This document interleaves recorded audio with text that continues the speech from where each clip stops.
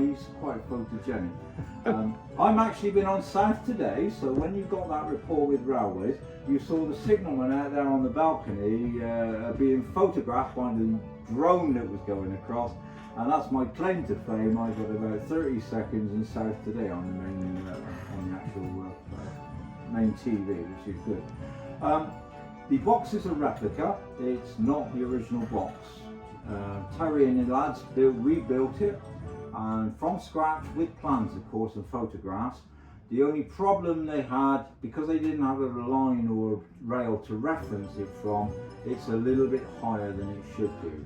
Not that it matters from up here, but it does matter for when we try and get the rods out through the side of the building. We really wanted them under the rail, but it's coming out level with the rail. So the wires for the signals, the cabling wire, that doesn't matter, that lives on top anyway, so we can do that. Presently we've only got one working signal, but we've simulated what we can. The distance signal, the yellow one, is in the distance, 1,000+ yards normally. It's the pre-warning signal for the driver, so the driver will know from that signal what the next one's going to be. We have 3, 4, 5 aspect signalling nowadays because of the speed of the train.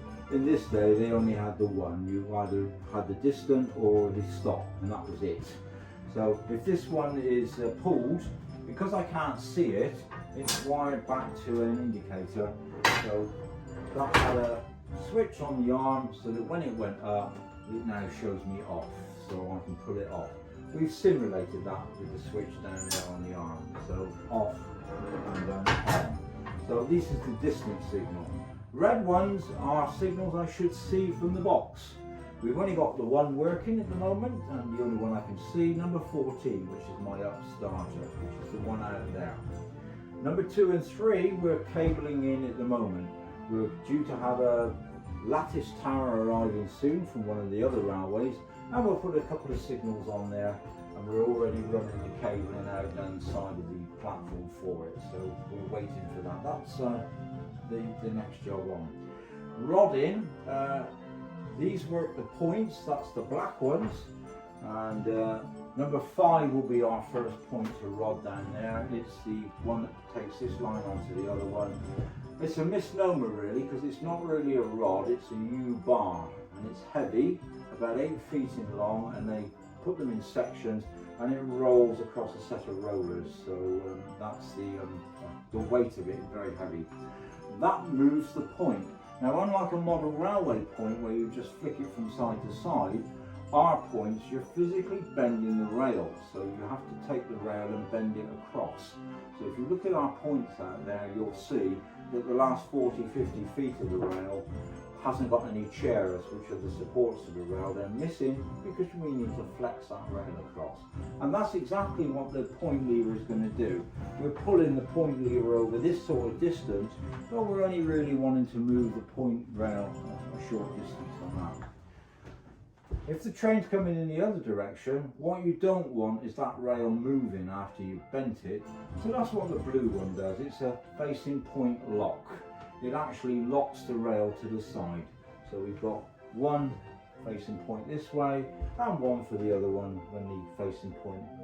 So the signals, red and yellow, well, not really the yellow, but more red, and the points are mechanically interlocked on a tray downstairs, and it's a sliding bar. So what happens down there is inside that tray is a set of rods, steel rods, which go backwards and forwards, and on the rods are dogs.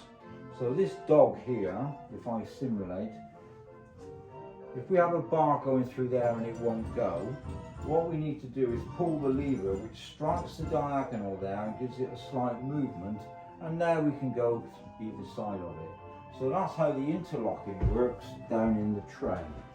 I'll give you an example now. Number 14 is our up starter. It's the signal there on the platform which makes things go.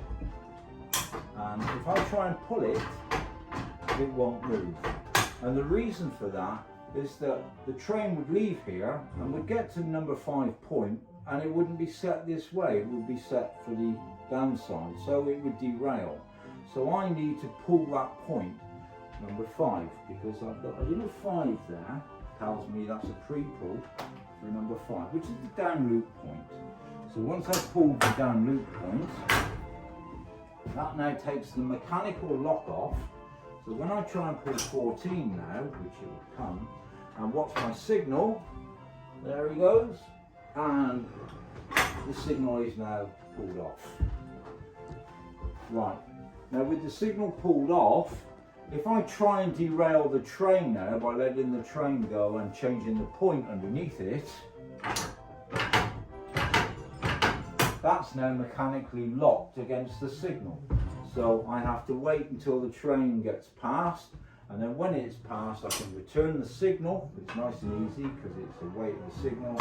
Now with the signal back in place, I can return the point now for the next train coming in. So signals and points mechanically interlocked. With that system, I could let a train go this way, and the signalman at the other end could let his train go the other way, and they could meet in the middle, which you don't want. So for single track working, there was a few accidents, and a big accident really. Mr. Edward Tyre invented these things. They're tablet machines, or we call them the tyres. Now these electrically lock the signal, hence there's a white band on a few of these. So the idea is this: normally when I pull 5, there's an electric lock now on 14, so I've taken it off because I want kids to pull my lever and get the signal to go up. So that would have an electric lock on there now, released by this. That won't release the electric lock until I've issued a token. Now the token is what I will give to the driver. He will take it to the signal box at the other end, and with that he'll put it into his tyres, and that will let the train come in this direction. So let's get the token out first. So token comes from here, so my train is in.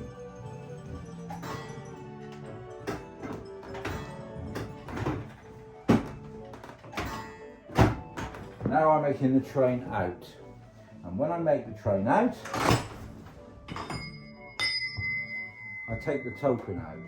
Now what I'll do with that token is I'll put it into a leather pouch with a steel ring, and I'll pull this signal off now, so the power's on for the signal.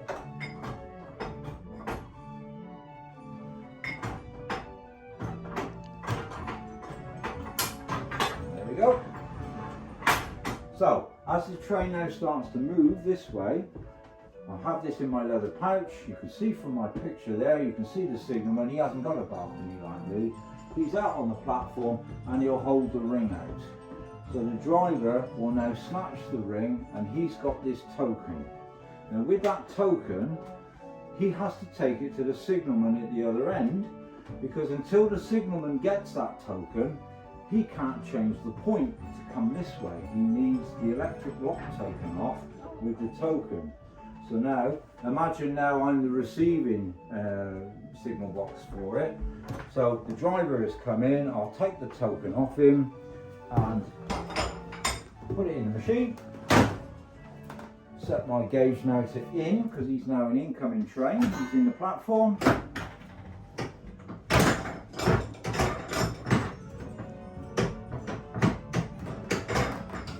And there's my disappearing now. The token has now been gobbled up.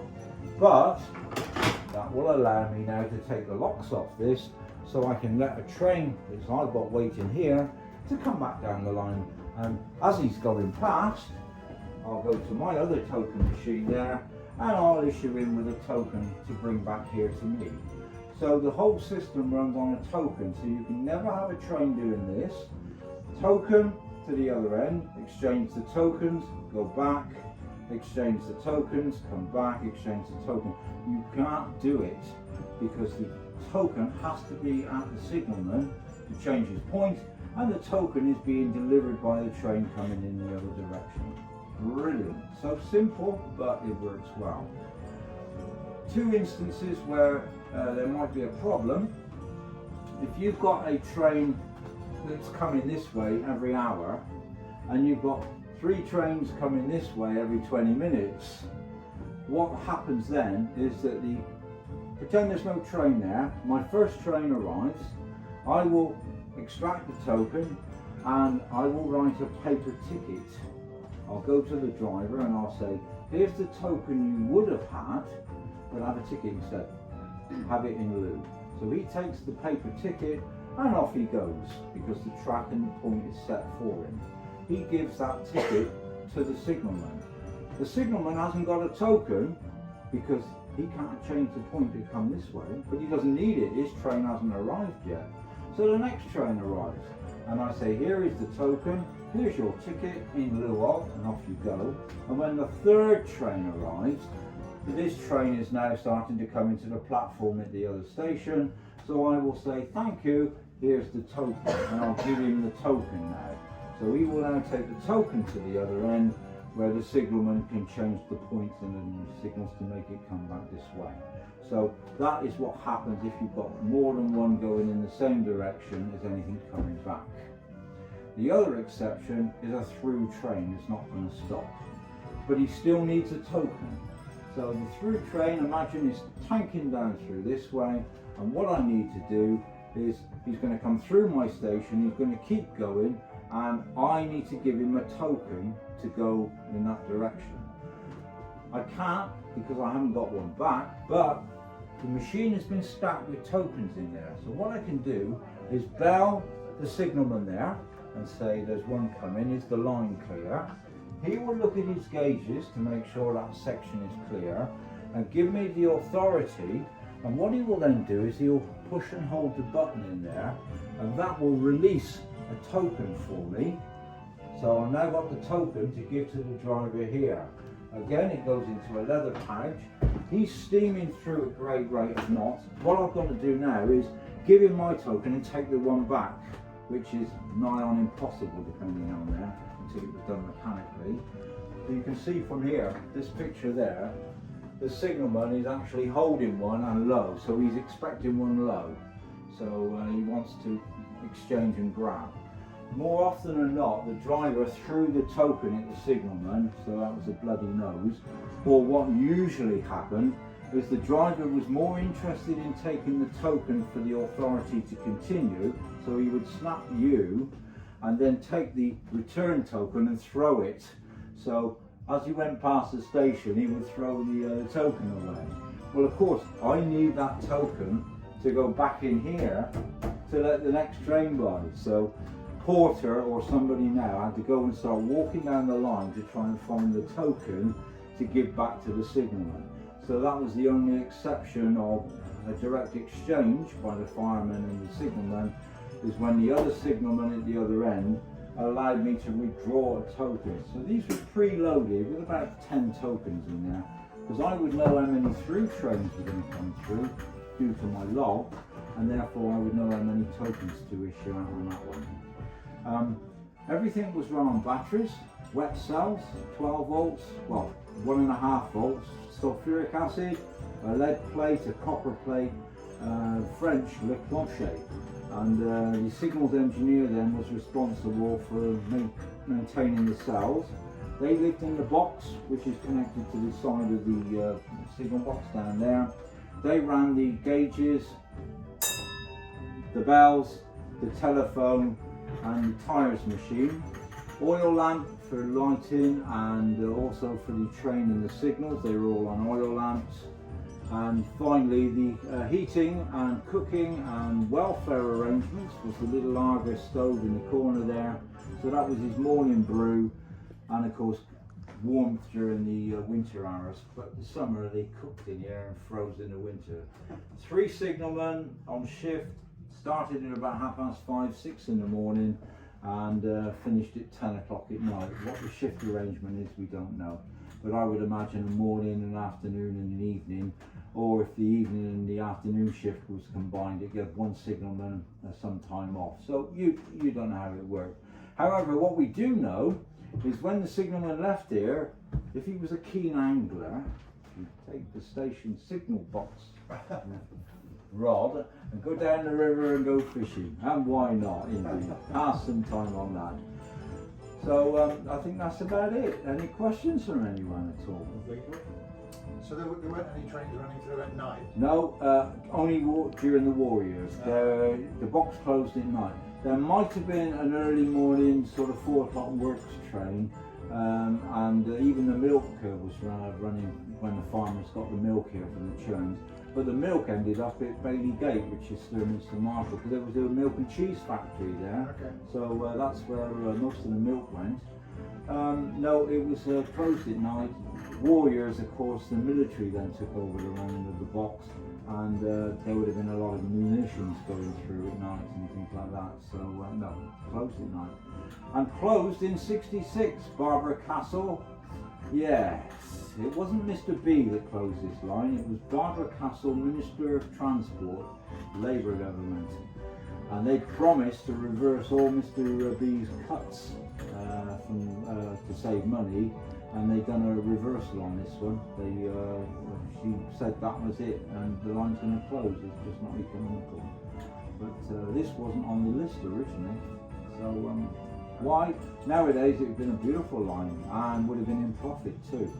And I think everyone agrees that with the diesels and everything now, you wouldn't have to double head the hill anymore. So that was most of the cost going through 2 engines running.